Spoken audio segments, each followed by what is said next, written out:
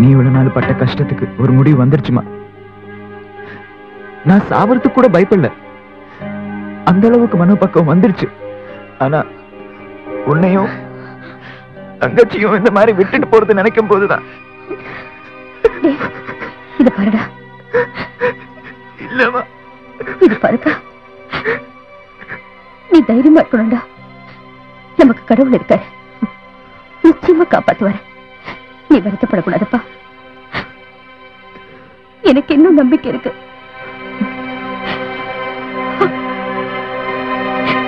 Sir நேரமாச்சு.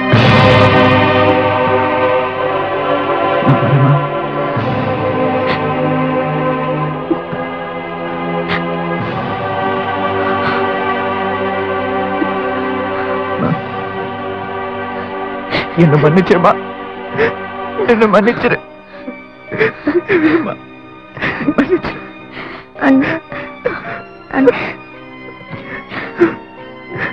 வரேன் செல்வி, நல்லா படிக்கணும்னா வரமா.